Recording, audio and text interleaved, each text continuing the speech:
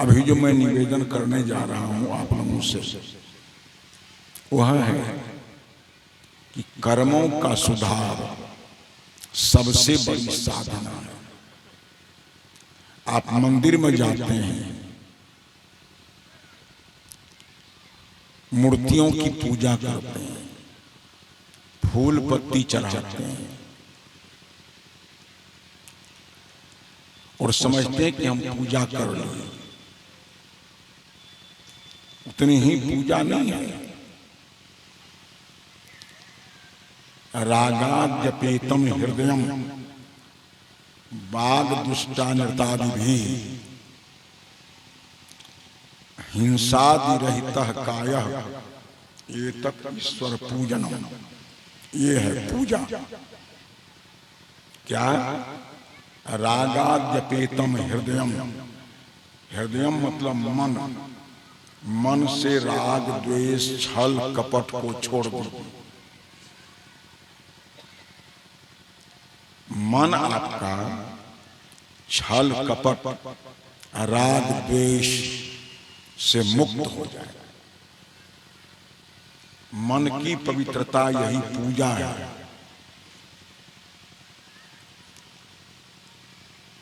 संत श्री अविनाश जी ने कहा, मानव से बैर बढ़ाकर ईश्वर पूजा जाली है।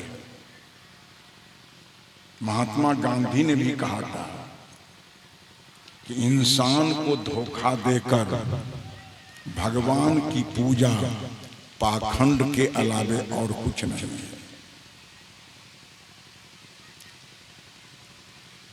जिस भगवान की आराधना वंदना आदि आप करते हैं वो भगवान कहीं आकाश में नहीं है, वो भगवान किसी मंदिर में नहीं है, वो भगवान किसी पेड़ पौधे में नहीं है। सब इंसान के अंदर, सभी जीव तत्वों के अंदर, सभी शरीरधारियों के अंदर जो चेतन सत्ता विराज रही है उसी का नाम ईश्वर है। थोड़ा प्रमाण लीजिए। महर्षि वेदव्यास से किसी ने पूछा ईश्वर क्या है? महर्षि वेदव्यास ने कहा, जिसमें सारे ऐश्वर्य निवास करते हैं वही ईश्वर है। महर्षि वेदव्यास से किसी ने पूछा ईश्वर क्या है? ईसु ऐश्वर्य धातु है।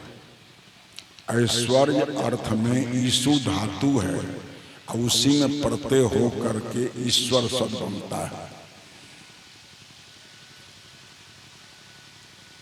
महर्षि वेदव्यास से लोगों ने पूछा कि ईश्वर क्या है?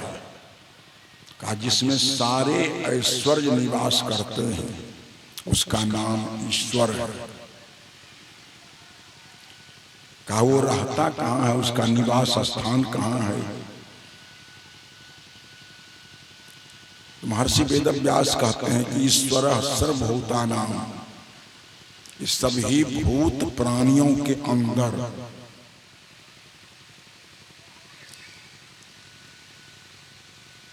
हृदय से अर्जुन तिष्ठति, हृदय प्रदेश में स्थित है। ये बहुत महत्वपूर्ण शब्द है। हृदय इस माइक के अंदर नहीं है, इस यंत्र के अंदर हृदय नहीं है। हृदय वहां होता है जहां संवेदनशीलता होती है, जिसमें कोई संवेदन नहीं है। बांस के खूंटे में कोई संवेदन नहीं है। जहां संवेदनशीलता है उसी का नाम हृदय है। इस सभी हृदयवान प्राणियों के अंदर ईश्वर रहता है। आप बांस के खूंटा के सामने भी जाकर सिर पटकें तो आपकी बुद्धिमत्ता है। मिट्टी के ढेले को आप गणेश कहें तो आपकी समझदारी को धन्यवाद है। मिट्टी के ढेले गणेश नहीं हो सकते। गोबर की गोली गणेश नहीं हो सकती है। गणेश शब्द का कोई अर्थ होता है, गणानाम ईशः गणेशः। गण का जो ईश है, कौन कौन गण? तो पंच ज्ञान इंद्रिय, पंच कर्म इंद्रिय, चतुष्टय अंतःकरण, 14 इंद्रियों को जो सत्ता देने वाला है, उसको हम गणेश का। गणेश माने आत्मा, गणेश माने ईश्वर। गोबर के कुल्ला नहीं, बांस का खूंटा नहीं, मिट्टी का ढेला नहीं। हृदय प्राणी, हृदयवान जो प्राणी है, उसी में गणेशत्व है। आइए, मैंने कहा ईश्वर सर्वभूतानां हृदय से अर्जुन तिष्ठति। हृदयवान प्राणियों के अंदर जो चेतन तत्व अवस्थित है, वही ईश्वर है। महाराज कृष्ण ने कहा, गोस्वामी तुलसी से लोगों ने पूछा कि आपने प्रभु शब्द की चर्चा की है, प्रभु क्या है और कहाँ रहता है? शब्दों को थोड़ा समझते चलिए। शब्दों को भी नहीं समझने से हम लोग बहुत भटकते हैं। शब्द के भाव को समझना चाहिए। गणेश शब्द के भाव को हम नहीं समझते हैं तो कहाँ कहाँ सिर पटकते हैं। जब शब्द के भाव को समझें कि गणानाम ईशः गणेशः, ये तमाम गण है इस शरीर के साथ, उसका जो ईश मालिक है, उसका नाम गणेश है। गणेश मीन्स आत्मा, गणेश मीन्स ईश्वर। गोबर का गुल्ला गणेश नहीं हो सकता है, बांस का खूंटा महावीर नहीं हो सकता है। आइए, मैं ये कह रहा था, महाराज तुलसी से लोगों ने पूछा, आपने ईश्वर की चर्चा की है, ईश्वर का बार बार आपने प्रभु शब्द का उच्चारण आपने किया है। प्रभु शब्द क्या है? शब्दों पर ध्यान दीजिए। प्र है और भू है, एक धातु है, एक उपसर्ग है। प्र उपसर्ग है, अब भू सत्तायाम धातु है, जिससे बच्चे लोग भवती भवतः भवंती रूप बनाते हैं। भू धातु के रूप हैं सब। तो भू सत्ता है, भू सत्तायाम, भू ही सत्ता है, उसमें प्रोपसर्ग लगा हुआ है। दोनों मिलाकर के प्रभु माने मतलब हुआ सर्वोत्कृष्ट सत्ता, सर्वोपरि सत्ता। प्रभु सर्वोत्कृष्ट सत्ता है। गोस्वामी तुलसी ने कहा, वो प्रभु क्या है? प्रभु कहाँ रहता है? रामचरितमानस की चौपाई की ओर देखिए तो प्रकृति पार प्रभु सब उर्वासी। पूरी चौपाई नहीं कहूंगा, सबका विश्लेषण नहीं करूंगा, उतना समय नहीं। मैं तो एक ही प्रभु शब्द की चर्चा सुबह कर दे। मैं संक्षिप्त रूप में कहूंगा। गोस्वामी ने कहा प्रकृति पार, ये प्रकृति मंडल है। शरीर है, इंद्रिय है, मन है, बुद्धि है,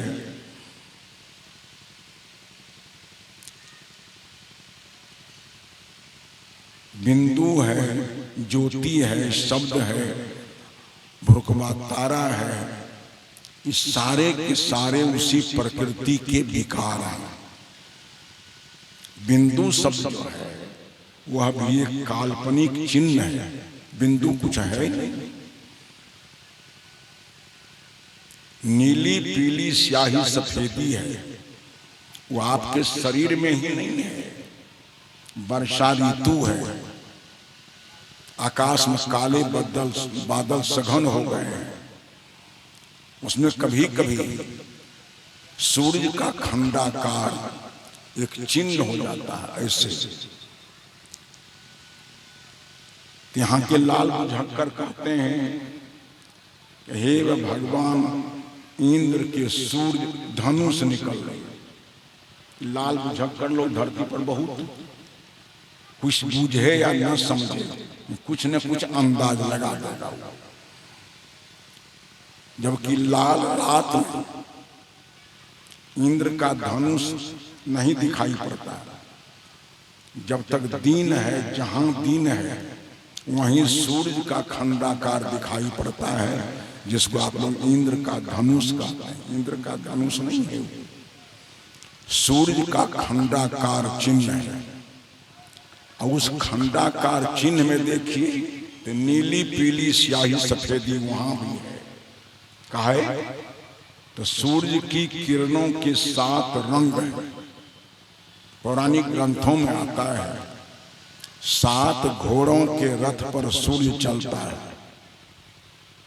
सूर्य के रथ में घोड़ा रहेगा तो जिंदा रहेगा कि राख हो जाएगा? लाक्षणिक शब्द को समझिए, घोड़ा नहीं है, सूर्य की किरणें हैं 7 प्रकार की, नीली पीली स्याही सफेदी। सौर मंडल आपके शरीर में भी है, सूर्य कण आपके शरीर में भी है। यहां भी समय समय से कई रंगों में ज्योतियां दिखाई पड़ती हैं, नीली पीली स्याही सफेदी।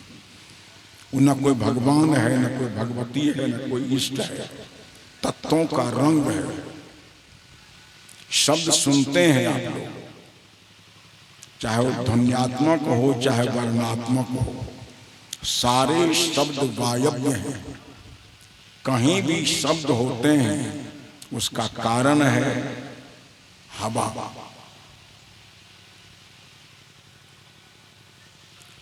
शब्द स्पर्शो च विज्ञेयो द्विगुणो वायुरुच्यते।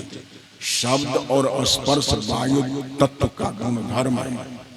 जहां वायु है वहीं स्पर्श होगा, जहां वायु है वहीं वर्णात्मक ध्वन्यात्मक शब्द होंगे। तो जो शब्द की चर्चा आप लोग करते हैं, बहुत प्रकार से संत लोग उसका वर्णन करते हैं। केवल शब्दों का विकार है शब्द।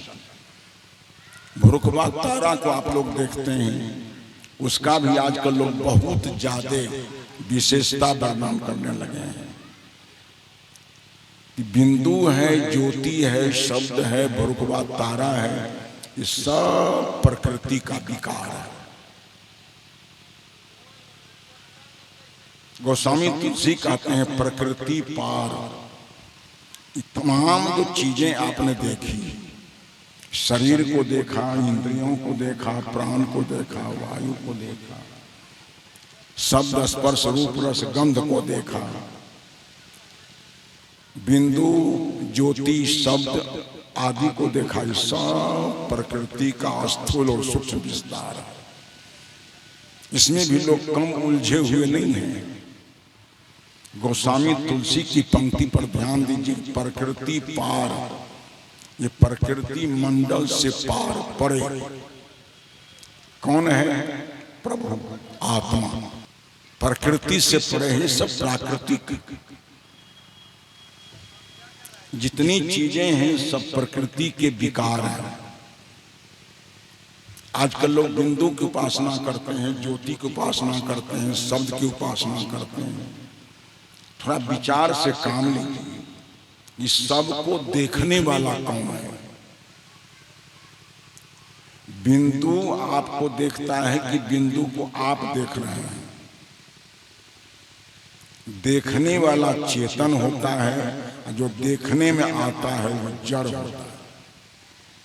संभलकर बैठना जलवा, मोहब्बत देखने वालों, तमाशा खुद न बन जाना, तमाशा देखने वालों। बिंदु को आप देखते हैं, बिंदु आपको नहीं देखता। ज्योति आपको देखती है कि ज्योति को आप देखते हैं। ज्योति सामपि तत् ज्योति, भगवान कृष्ण ने कहा। ज्योतियों की जो ज्योति है, एक ज्योति बहुवचन में है ज्योति शाम, एक ज्योति एक वचन में है। नीली पीली स्याही सफेदी कई रंगों में जो ज्योति है उसको ज्योति शाम कहा गया बहुवचन में। उन ज्योतियों का जो देखने वाला है एक वचन में ज्योति शाम अपनी तज्ज्योति। शब्द आपको नहीं सुनता है, शब्द को आप सुनते हैं। इतना जरा विचार करके देखिए, बिना विचार से वस्तु की सिद्धि नहीं होती है। जिस दिन ये चेतन आत्मा निकल जाए शरीर से, आत्मा निकलती है शरीर से, तभी कोई शरीर मुर्दा होता है। जब चेतन निकल जाता है तब ये शरीर मुर्दा होता है, चेतन के रहते हुए मुर्दा नहीं होगा। तो जो आत्मा निकल जाती है तब बिंदु किधर गया भाई, ज्योति किधर गई, शब्द कहाँ चले गए, भुरकबा तारा कहाँ चला गया। ये सब प्रकृति का अंश जड़। महामना गोस्वामी तुलसी कहते हैं कि प्रकृति पार प्रभु सब उर्वासी। ये प्रकृति मंडल से परे वो जो प्रभु चेतन सत्ता आत्मा है, परमात्मा है, सब उर्वासी। कृष्ण ने कहा गीता में हृदय, हृदय से अर्जुन तिष्ठति।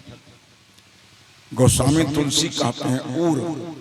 हृदय और उर समानार्थक, एक ही अर्थ में दोनों शब्द है। उर कहिए या हृदय कहिए। उर निवासी है, हृदय निवासी है। एक एक शब्द को सुनते जाते हैं, उसका निर्णय नहीं करते हैं, कहने वाले उसका विश्लेषण नहीं करते हैं। शब्दों को सुन सुन करके भी आदमी भटकता कम नहीं है। कहाँ ही कबीर भटकत फिरे पकड़ी शब्द की छाए। शंकराचार्य जी ने कहा शब्दारण्यम महारण्यम चित्त भ्रमण कारणम। शब्दों का जंगल है, उसमें तमाम लोग भटक रहे हैं। शब्दों का आरण्य है, शब्दारण्यम। उसमें से विवेक पूर्वक सार शब्द का निर्णय कीजिए, उसको निकालिए। सदगुरु कबीर साहब को किसी ने कहा कि आपने बीजक दर्शन में सैकड़ों बार राम शब्द का उच्चारण किया है। राम नाम भजु चेत देख मन माही रे। लक्ष करोड़ जोड़ी धन गावे चलत लावत बाही रे। राम न रुमसी रम कवन दंड लागा। मर जेबे का करबे भागा। राम नाम जानी के चारों वस्तु ही खोट। सैकड़ों बार राम शब्द को कबीर साहब ने दोहराया है। तो कबीर साहब से लोगों ने पूछा कि आप राम राम शब्द को दोहराया है, वो राम क्या है, कहाँ रहता है। सदगुरु कबीर साहब ने संकेत से कहा कि जिसमें साधक लोग, साधिकाएं अपनी साधना के द्वारा जिसमें अंत समय में सबरी रमन कर गई, जिस साधना के द्वारा अंत में मीरा रमन कर गई। साधक साधिकाएं अपनी साधना के द्वारा अंततोगत्वा जिसमें रमन कर जाती है, साधक लोग जिसमें रमन कर जाते हैं, वह तत्व